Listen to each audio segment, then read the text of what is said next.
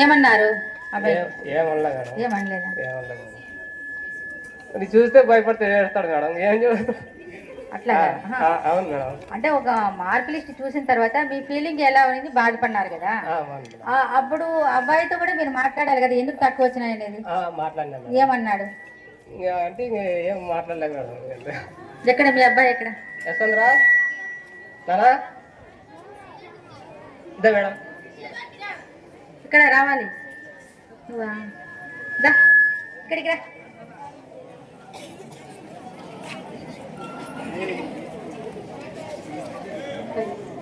ఎంత ఏమన్నా ఎందుకు తక్కువ? చదువుకోలేదా? అర్థం కాలేదా? నేనేమన్నాను? ఊరికే పిలిచినా నేను. ఏడ్చకూడదు. నాన్నగా ఏమనలేదు కదా, టీచర్ కూడా ఏమనలేదు కదా. నువ్వు అప్పుడు నువ్వు ఏట్గా ఫీల్ అయినా, నీకు తక్కువ మార్కులు వచ్చినాయి కదా, నీకేమనిపించింది? అర్థం కాలేదా? అర్థమై చదవలేదా? చదివింది సరిగా రాయలేదా? కారణం కాదు. అర్థం కాలేదా? అర్థం కాలేదు. సైన్స్ అర్థం కాలేదు. సార్ చెప్పిన చెప్పాలి కదా. ఇంకా మీదగా సార్ నాకు సబ్జెక్ట్లో ఇది అర్థం కాలేదు అంటే మళ్ళీ చెప్తారు వాళ్ళు. సార్ వాళ్ళు ఉంటే దేనికి? మీకు చెప్పడానికి. డౌట్లు వచ్చినప్పుడు అడగాలి. నీకు డౌట్, నీకు అర్థం కాలేదన్న విషయము సార్ చెప్తే కదా తెలియాలా? అవునా?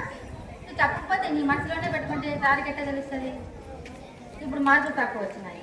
ఎవరెవరు బాధపడినారు? అర్థం కాదు నీ ఒక్కడికే కదా. ఎంతమంది బాధపడినారు? టీచర్ బాధపడ్డాడా? నువ్వు బాధపడినావా? మీ అమ్మ నాన్న బాధపడినారా? ఎంతమంది బాధపడినారు? టీచరు బాధపడుతున్నాడు. నీ చెప్పిన లెసన్స్ బాగున్నాయి కదా, మార్కు తక్కువ వచ్చినాయి వీడికి అనేది ఒకటి. తర్వాత వీడు బాధపడుతున్నాడు, తక్కువ మార్కులు వచ్చినాయి. తర్వాత తల్లిదండ్రులు కూడా బాధపడతారు.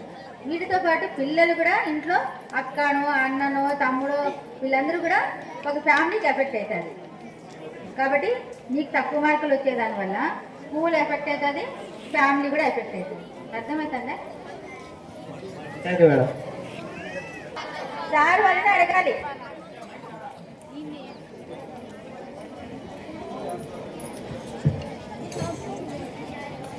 గ్రామ పెద్దలు ఉమారెడ్డి అలాగే సీతారెడ్డి గారి వేదిక మీదకి రావాల్సిందే కోరుతున్నాను.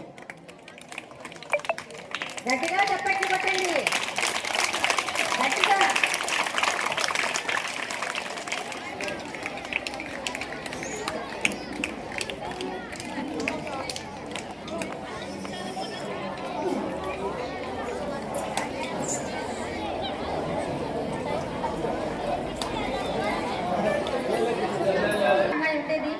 ఇద్దరు ఉన్నారు. ఇంటికి వచ్చిన తర్వాత ఏం చేస్తారు చెప్పండి? అరిచిన ఏమన్నా దగ్గరికి రారు, ఆడుంటారు కానీ తెలియదు. సాయంత్రం భోజనానికి అట్లా అటెండ్ అవుతారు.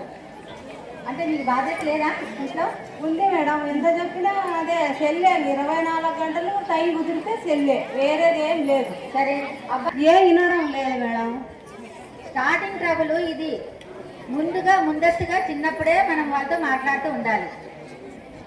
మాట్లాడుతున్నాము. ఇవి సెల్ ప్రాబ్లమే, ఇంకేం లేదు ఇంట్లో. ఎక్కువ సెల్ ప్రాబ్లమే. ఎక్కడైనా ప్రాబ్లం ఉంది. సమయంలోకి రావాల్సిన పిల్లోడు కూలి పని చేసుకుంటూ మన కళ్ళ ముందు తిరుగుతుంటాం. కాబట్టి పిల్లలప్పుడే మనం వాళ్ళని సరి చేయాలి.